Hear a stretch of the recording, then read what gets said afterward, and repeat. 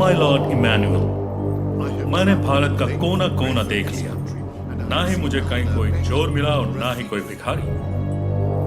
हमारा मानना है कि उस देश के पास बेशुमार धन दौलत है। हम वो लोग हैं जो अपने आप को सबसे सभ्य मानते हैं, लेकिन सभ्यता की शुरुआत सही मायनों में भारत से ही हुई है। मुगलों ने कई सालों तक उन पर राज किया। उन्होंने उनका खजाना जरूर लूटा, लेकिन उनकी तहजीब नहीं लूट पाए। उनकी ताकत वेदों, शिक्षा और सभ्यता में है। वो ताकत छीन लो, फिर भारत को लूटना आसान हो जाएगा। फूट डालो और राज करो की नीति से अंग्रेजों ने भारत की शासन व्यवस्था तहस नहस कर दी है। हर तरफ खलबली है। कुछ राजा और पालेगार आजादी के लिए ब्रिटिश के खिलाफ आंदोलन छेड़ चुके हैं। हम जानते हैं कि पहला स्वतंत्रता संग्राम 1857 का सैनिक विद्रोह था, जिसमें झांसी की रानी लक्ष्मीबाई ने बहुत बड़ी भूमिका निभाई।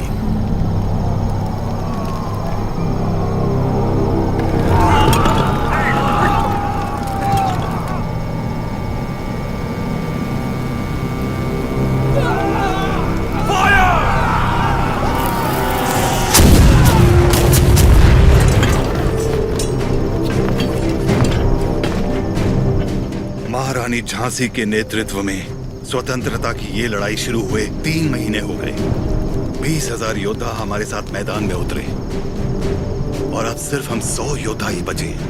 कल अगर हम रणभूमि में उतरे तो फिर हम 100 भी नहीं बचेंगे। ये स्वतंत्रता संग्राम हमने शुरू किया था और हम ही इसे खत्म करेंगे।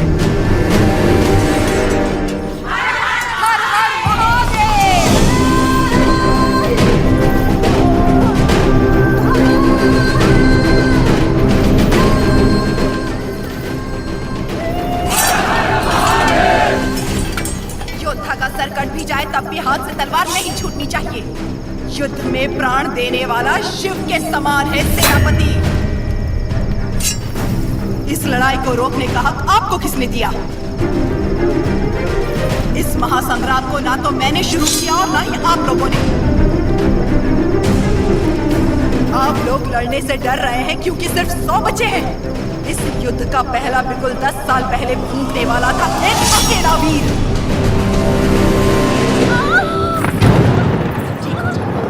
ब्रिटिश साम्राज्य की जड़ें हिला देने वाला योद्धा एक ही था।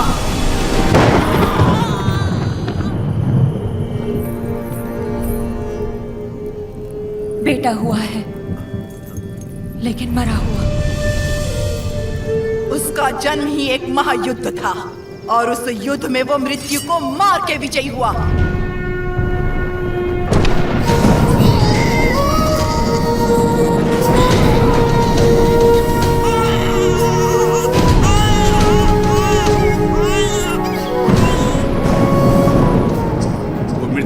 कर पैदा हुआ है, अब मृत्यु से छू भी नहीं सकती।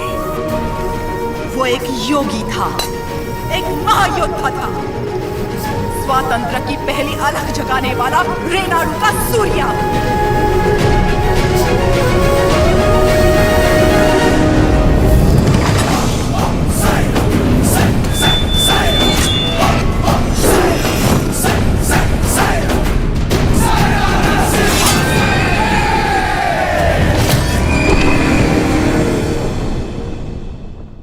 नोसम के पालेगार जयरामी रेड्डी ने अपनी दोनों बेटियां उयालावाड़ा के पालेगार मल्ला रेड्डी से ब्याही थी। बड़ी बेटी ने 2 पुत्रों को जन्म दिया और छोटी ने एक को, जिसने सिर्फ 6 बरस की उम्र में दिखा दिया कि वो कोई साधारण बालक नहीं है। उन दिनों सीमा में भीषण अकाल पड़ा था। वर्षा के लिए यज्ञ करना था।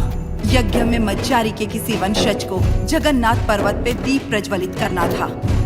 इस विधान के लिए नरसिम्हा रेड्डी को चुना गया। हर कार्तिक पूर्णिमा को नरसिम्हा रेड्डी के हाथों दीप प्रज्वलन किया जाता। आसपास के सैकड़ों गांवों के लोगों का मानना था कि ये दिया एक उज्जवल भविष्य का संकेत है। नरसिम्हा रेड्डी को उनके नाना ने गोद ले लिया क्योंकि उनके पास नोसम किले का उत्तराधिकारी नहीं था।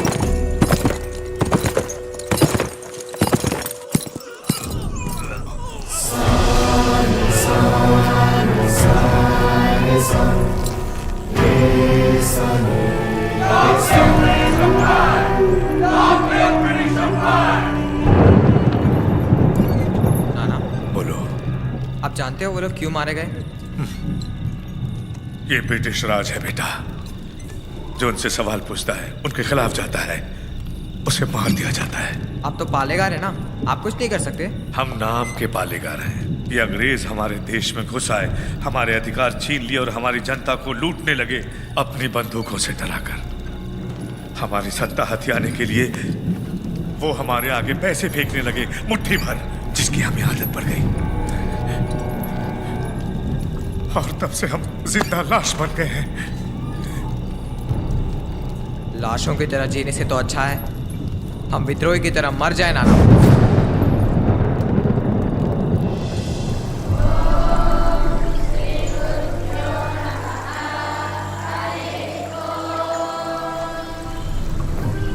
सुना है आपने पूरे देश का भ्रमण किया है?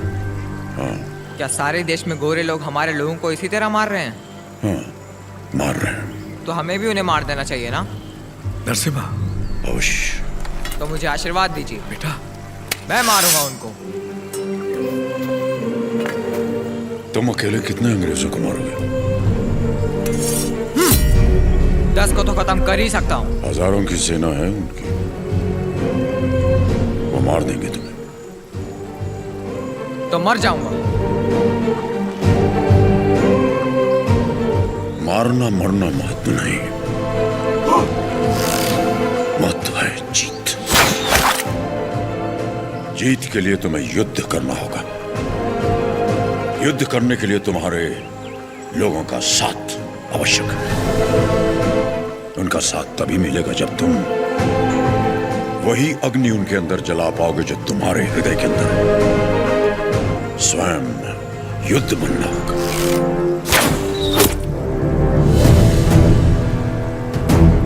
तुम्हारा शस्त्र ये नहीं, तुम्हारा शस्त्र है ये।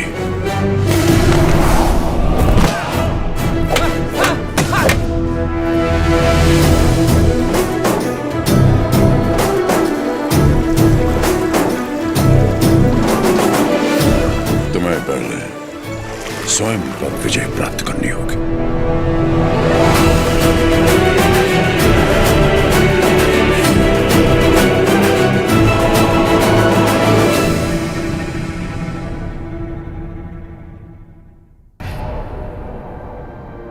सबसे पहले ईस्ट इंडिया में ब्रिटिश कानून लागू किया जाए।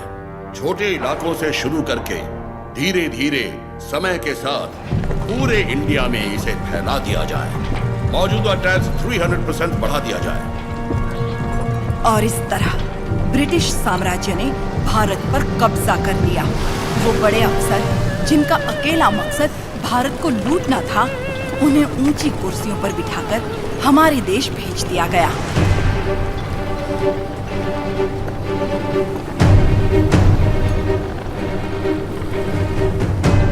शैतानों की सेना का नुमाइंदा कॉकरेन दक्षिण भारत की तरफ बढ़ने लगा, जिसे भारतीय उपमहाद्वीप की रीढ़ की हड्डी कहा जाता है।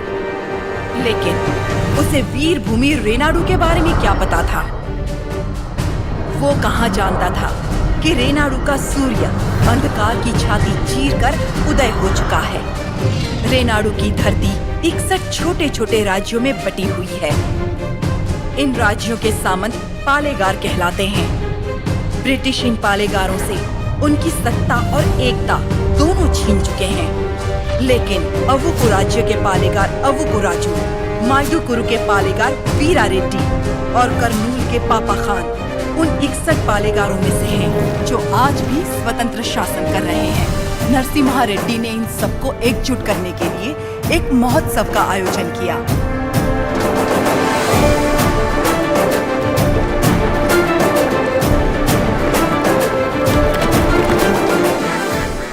स्वामी, मेरा बेटा नरसिम्हा अंग्रेजों की इच्छा के विरुद्ध ये महोत्सव कर रहा है, क्या वो सफल होगा?